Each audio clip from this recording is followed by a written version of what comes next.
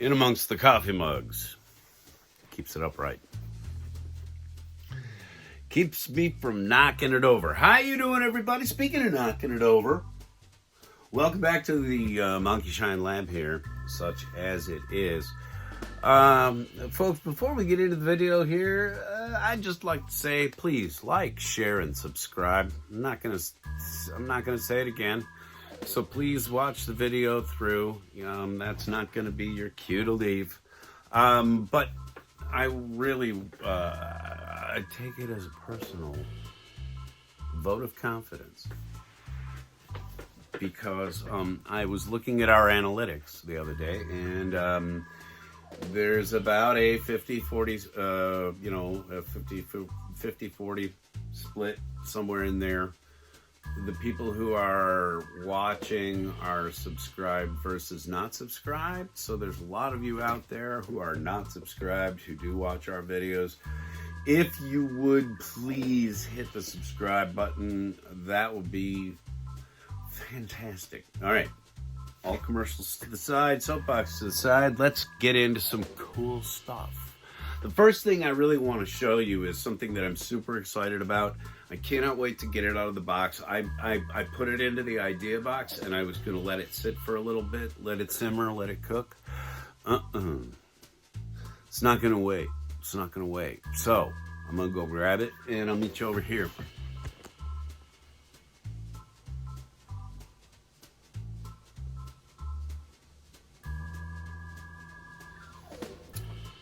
Yep. Of course, I brought John Jones home. Interesting side note. My father had a friend from grade school all the way through to the grave. They knew one another, and his name was John Jones. So, the Martian Manhunter always kind of cracked me up because that connection with my dad. But also, I like Martian Manhunter because he is a coolly sympathetic character. Sort of the conscience of the Justice League of late, in the last couple decades. And, while Superman is putting on black suits and Wonder Woman's going through her problems, and Batman is Batman. John Jones is one of the stabilizers, I think. Sort of a Spock character. If you're not familiar with Martian Manhunter, he is the last. Well, they always say that, isn't it? Until they need to write up something sensational, but he is the last of his kind.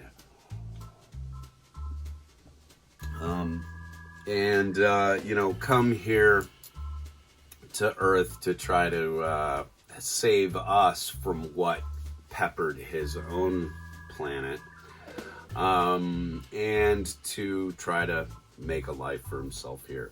Anyway, this is the gold label version. I am not certain. I am not certain of what I am about to say, and I suppose I could Google it if I had my phone. But it's up there, filming down here. Basically, I believe the gold label is the classic. There's another version of Martian Manhunter out there, which looks more like the portrayal in the video games or something recent or whatever.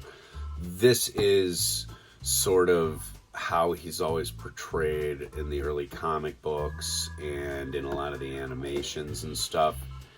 He has a lot less clothing on.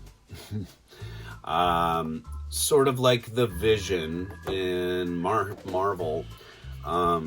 Martian Manhunter can change his molecular composition to flow through things. So He can change his shape as well and can mimic other creatures. So, and I believe he can do inanimate objects, but I'm not entirely certain. Martian Manhunter wasn't a character that meant a lot to me or anything necessarily, but I always kind of dug him because I've always been drawn to the Spock character over the Kirk character. I've always been kind of drawn to the think your way through a problem first, Doctor Who style, rather than go to fisticuffs like Superman and just pound the piss out of him. Martian Manhunter, if you're interested in seeing a modern take, is a constant character on the Supergirl show, which is not a bad program. I just don't watch Supergirl much because it's like a comic book Lilith fair. And I know that's a piggish thing to say. Let me rephrase that, okay? What I mean is that it is so dripping in estrogen as to be unwatchable for me. I don't mind Power Up and all the good stuff that goes along with equality. Equality is something that I've been shooting for forever. You know, talk to my wife about the cat boxes. I'm kidding, honey. I'm kidding. It's not your gig. Oh God, I gotta edit that out. Where was I?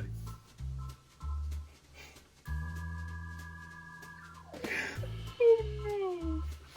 All right, let's get back to the toy, Martian Manhunter.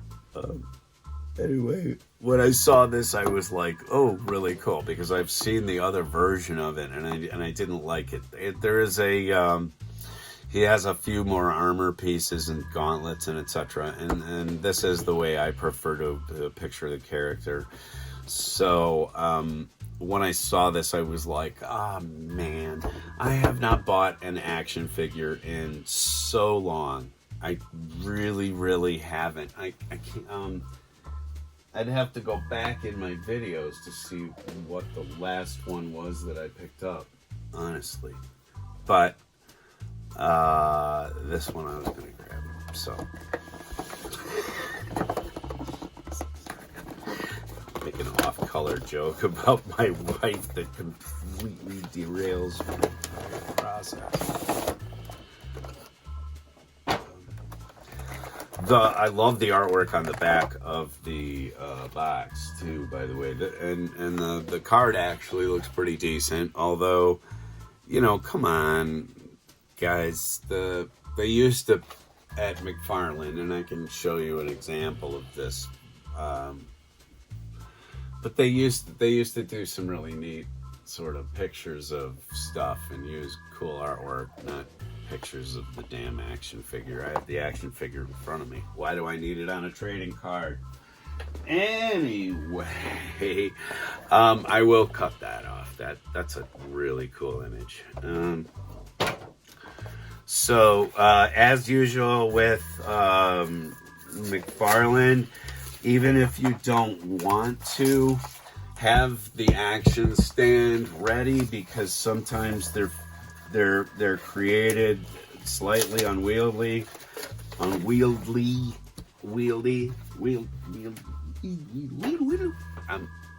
wow, I'm doing a metal solo, dude. Sometimes you need these. That's the point. Oh boy, this episode is like pulling a watermelon through my... Anyway, the other thing I'm going to say about McFarlane, they do a great job with their figures. I hate the clamshell crap. And also, you've got a find you later or two holding them in place, which...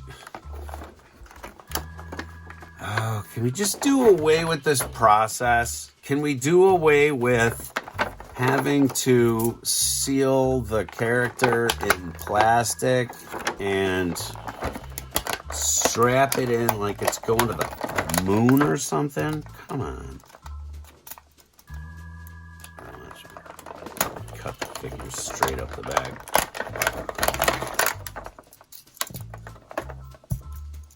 See? Closed. Just saying. Be very careful when you're pulling these out of these packages because the hole is never big enough to get the cape out of. So it's better to take the figure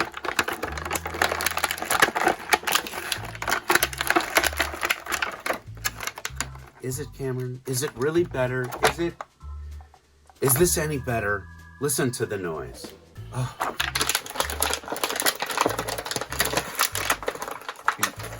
Oh, that's right.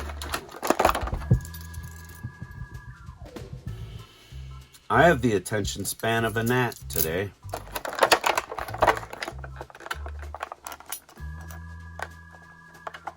No, I'm not trying to circumcise Martian Manhunter. Dude. And this is why... Hey, Figure Trap, where the hell are you? Because this is why I don't do figure reviews anymore. Dude, this is your gig, man. Why am I doing this?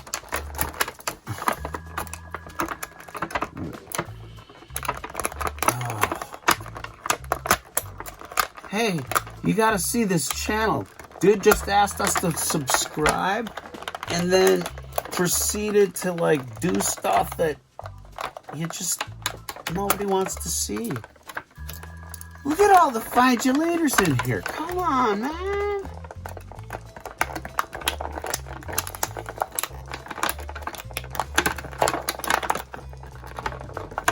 Remain patient. Remain calm.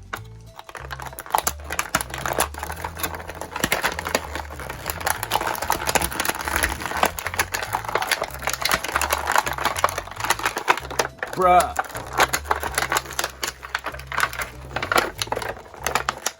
Oh, come on, man.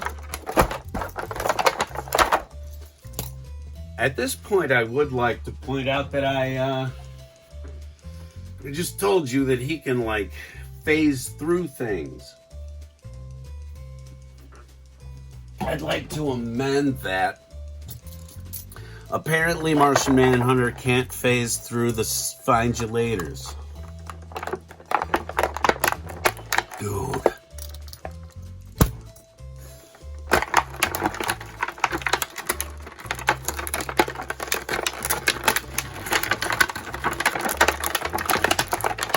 It's just like a baby whale being born.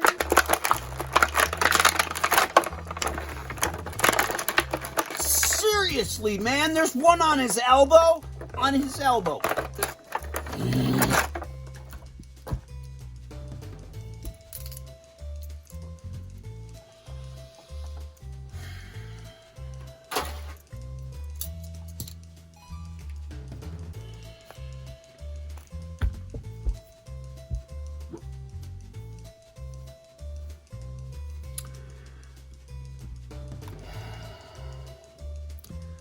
Fear is the mind killer.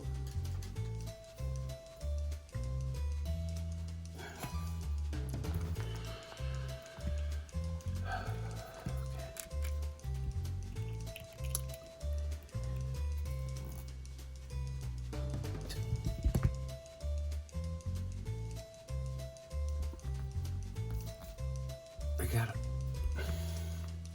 You gave me a pinch blister.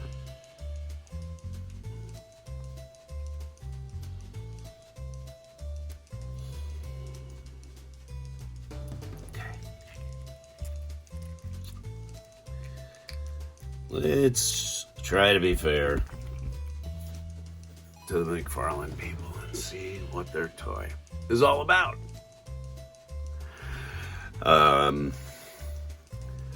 Just looking at the figure out of package, I love the airbrushing on the eyes.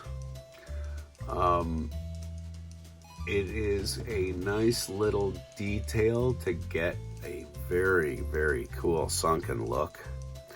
The light amounts of dry brush at the temple maybe are really kind of cool. They're just streaking it back. Maybe that's just sort of overspray, but that's really nice. The head looks great. In terms of flexibility, his collar really doesn't give him much, but he can get a full side consideration, you know. In terms of sass, not a lot of sass in there. I would imagine shoulders go all the way around, but again, it's one of my pet peeves. Not a pet peeve, but I think it's funny when people take the character and they spin the head around and go, well, yeah, the head's got 360, arms got 360. It's like, dude, never, ever did that happen. Not even in the comic books. Moving down to the sculpt itself, it looks great. There's a lot of texture, veins and musculature in here, and on the backs of his forearms. Let me see if it's kind of catching in the light there. The elbows being a slightly different color kind of gives him a little bit of a kind of a sport coat, leisure coat, you know, with the elbow pads. I don't know about that. This discoloration here and at the wrist, the pins are serviceable, and you know, I guess I don't mind that much, but it would have been nice if they could have used the same color. There is sort of a marbled, pearlescent, I guess, effect to the body plastic. Not a lot of twist at the waist because of his cross pieces, or at the back. You've got this harness around him, so you're not going to get a lot of hip twist.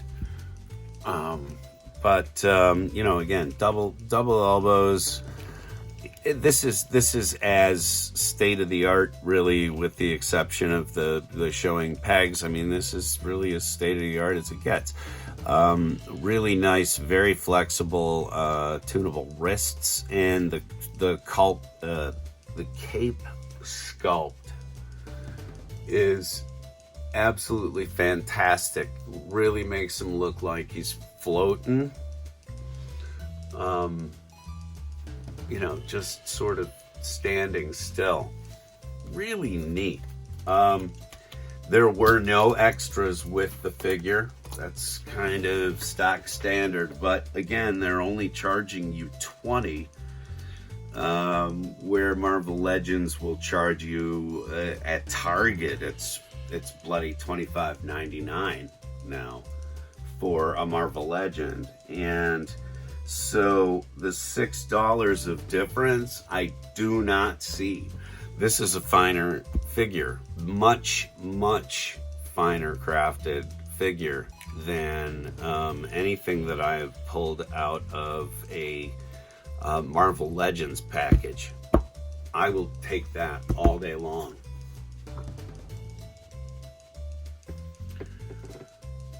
These are 7-inch, by the way. They're going to be bigger than your other action figures, which are on a 6-inch scale usually. Excuse me. But again, I would still take this any time. Articulated toes. There are things that McFarlane has made stock standard and now they don't cost the consumer to buy them. That is smart business in the face of an industry. And when I say this, I'm talking about toys. Anything right now. For McFarlane to throw out a gold label action figure at a price point which is absolutely scoffed at by other companies. And yeah, looking at you, Hasbro. I don't. Todd is showing you how it's done. Todd McFarlane has always shown any industry that he has been a part of how to get it done, how to do it correctly. And, again, soapbox to the side. I'm sorry, maybe it's the coffee is just really strong this morning, but, if you're going to deliver a product to someone, that product ought to be about what it's worth. And I think that all of the BS that's going on in all of the toy aisles, all of the hobby aisles, all of the gas stations, all of the convenience stores, all of the grocery stores, is that everybody's looking at dying Ukrainians, and they're looking at militant Chinese, and they're saying, things are getting hard to get out there, people. It's really hard to formulate plastic anymore because we can't get our petroleum. But is that true? Wow. Well, Lego seems to be doing hemp-based stuff. Why don't you change your formula? This is the problem. And I said this, I believe it was on yesterday's show. We are herd animals, and if we see a tail wagging in one direction, we figure there must be happiness that way. And that's the way happiness is. That's the way things are to get things done. No. We need to break out of that. The hive mind, the herd mentality is the lemming mentality, really, when it gets down to it. Gonna drag you right off the cliff. Drive a man to drink seltzer, he will. By the way, don't become a collector.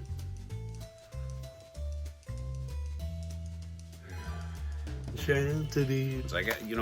I picked up, I was walking past the $5 bin the other day, and I only buy stuff in a store a lot of the time that I think I'm just never going to be able to find used. When it comes to DVDs and stuff like that, especially, I will make the $5 outlay for a DVD, even though like my top price is about $3. You got to work on a budget when you're collecting anything of any sort. You have to work on a budget. You have to work within your means, housing your collection.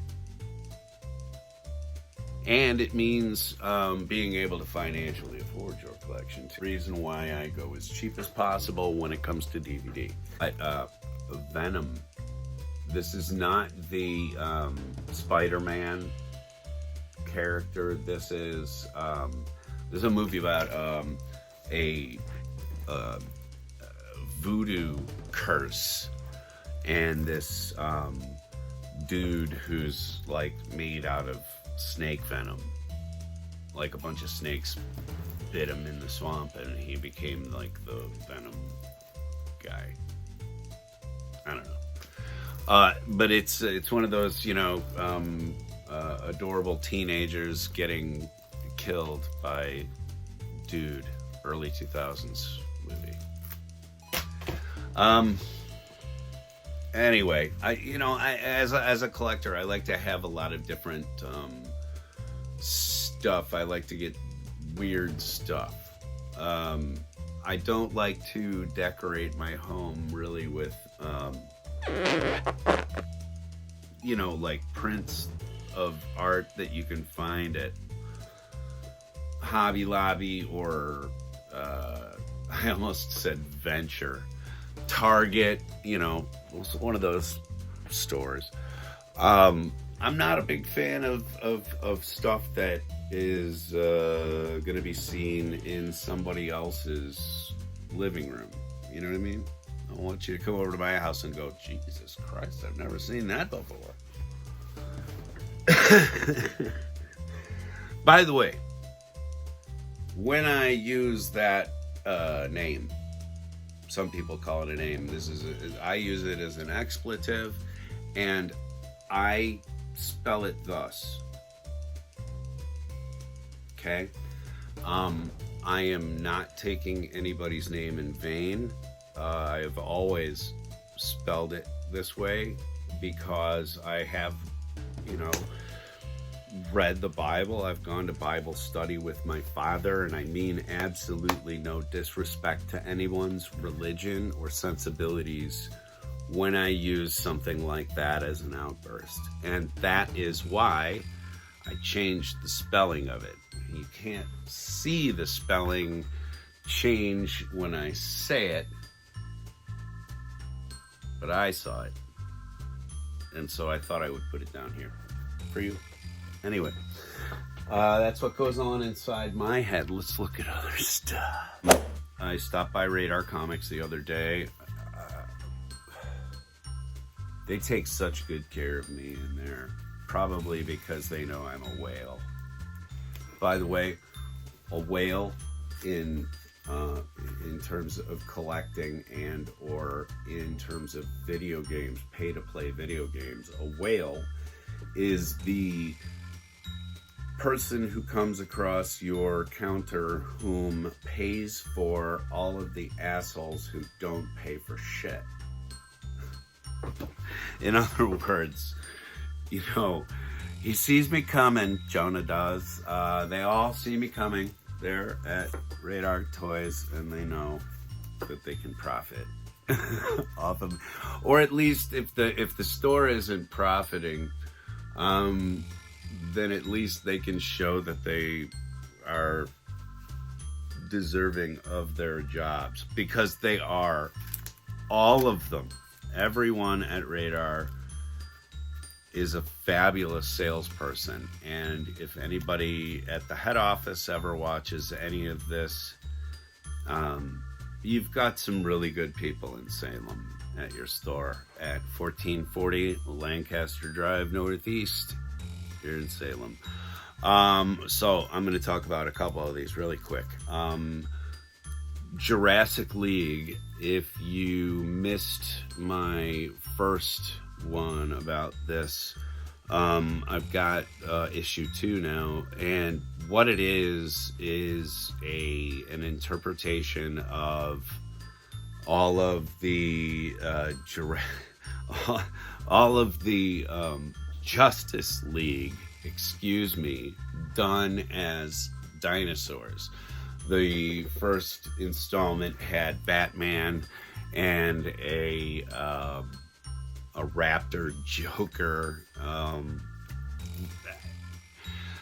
Again, I like it weird. I really always appreciate when artists and writers kind of color outside the lines and see what they come up with. And this one actually, this is something that is actually seeming to work. So, like I said, first issue was great. Can't wait to read the second one. Also, while I was in there, there's a crazy thing going on in the Avengers these days with multiverse and all of that other stuff, where I picked up the last issue, and what was going on? Oh, like the Red Skull had like elements of the Green Goblin going on. I was like, what? Anyway, really digging this, the idea of all of the weird multiverse stuff happening. Wow, that was loud. Weird multiverse stuff happening, and then I have no idea about Moon Girl at all, so I grabbed this because I want to know what's happening with the next generation of comic creators and artists and stuff like that. Also, this just intrigued me.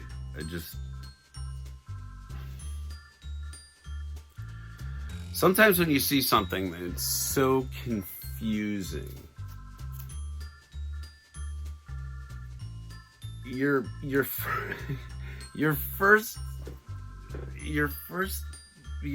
instinct a lot of the time is to turn and look away, find something else that your brain actually matches with.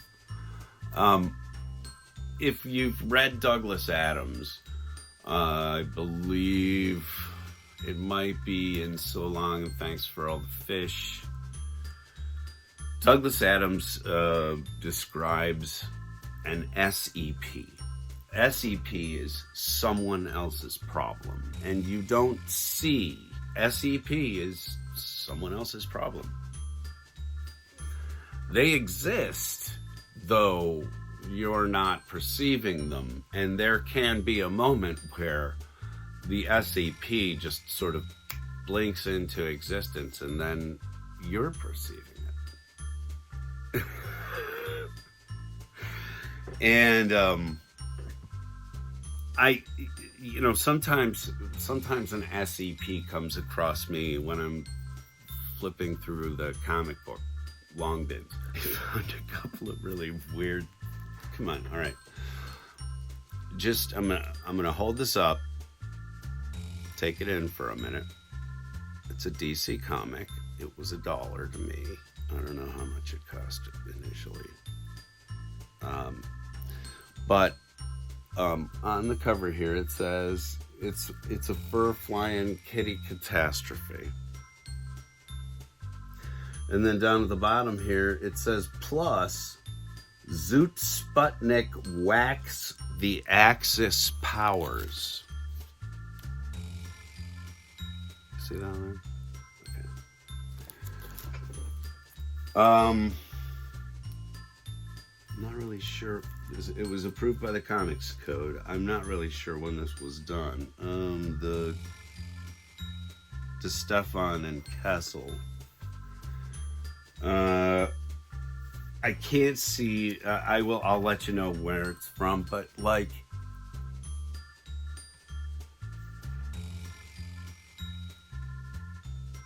what? Okay. And then I actually sent this to Rusty. I sent a little quick vignette of this to Rusty, but it's a comic book called Ambush Bug, which again, happened outside my time. But it has this ambush bug is like cracking himself up, laughing, and down here it says Qantas, the koala who walks like a man.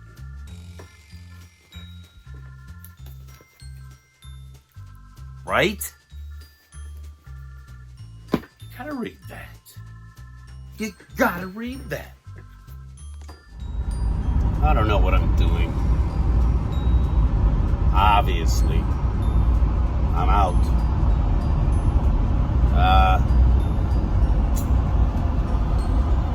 Yeah. Since we came downtown, we're gonna hit the center, the Salem Center Mall. And just specifically, we're gonna go into the Ross and see if there's any Baku. Gone.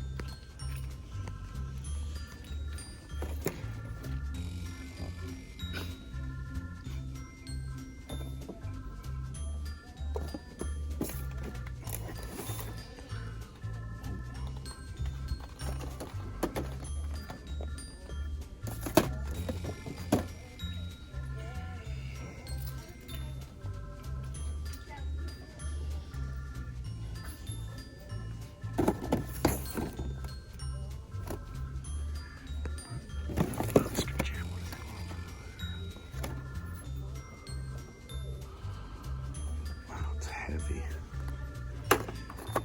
It's all metal. I did not know that. Ooh.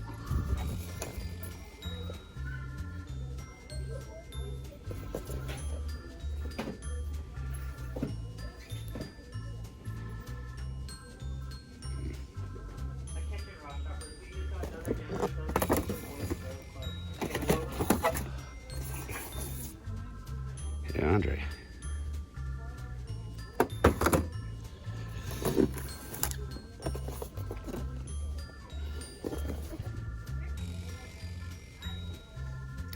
Kind of bland looking as an Autobot. Looks good as a truck though.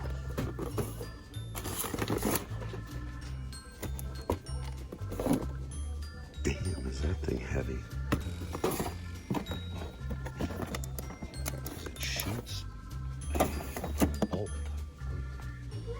I don't think I want that in my house.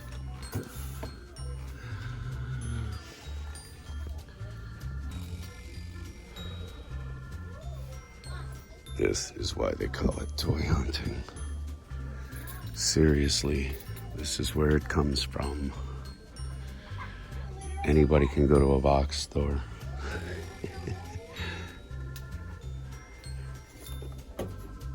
The 8-ball, dude. That's cool. I gotta stop saying that.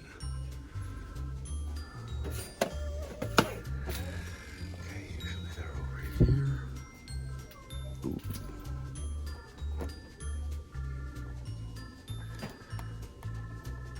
Man, that's cool. Again, gotta stop saying it.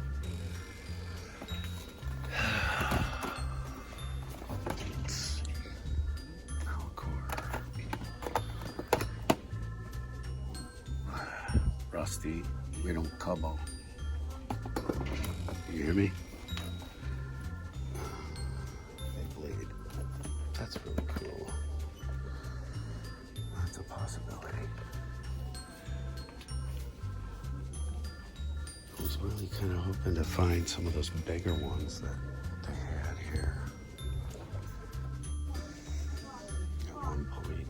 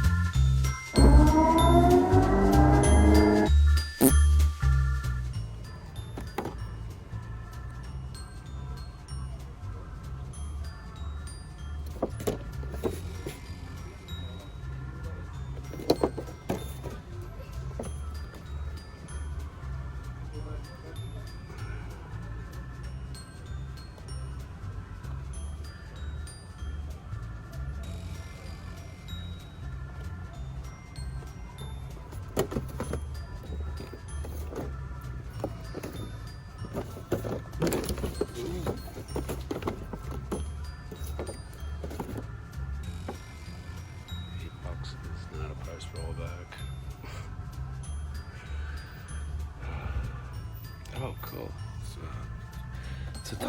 It's a Tucker. Wait a minute. You're not getting Lando on me that way.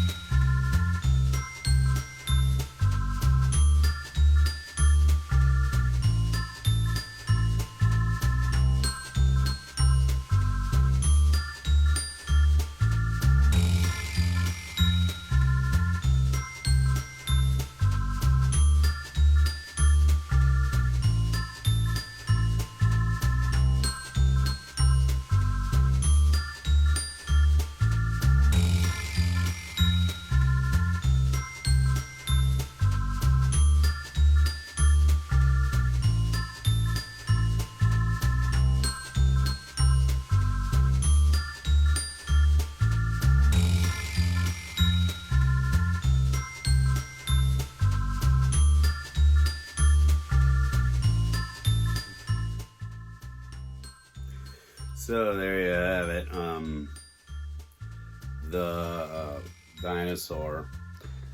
This one goes out to my grandson Koa, who is really into dinosaurs right now. Hi, Coco.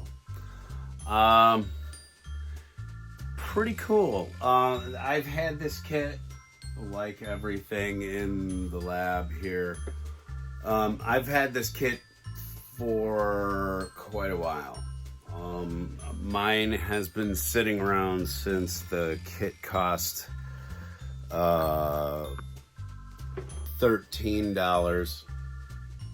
It's now $9, by the way, at a lot of box stores, and I believe online on Amazon and things like that. It is a 3-in-1 kit. So basically what that means is that it makes 3 different dinosaurs. In this case, it makes 3 different dinosaurs. And it comes with instructions for the 2 other ones, a pterodactyl and a triceratops. So I will probably at least take this thing apart and maybe build the triceratops. At some point, it'll be a mystery build. Anyway, that's it for that, you know. Just so that I can sit up a little bit, I hope you don't mind. Anyway, that's what we got here for you this episode. If you do like what you see, please remember to like, share, and subscribe, and we will see you next time. Take it easy.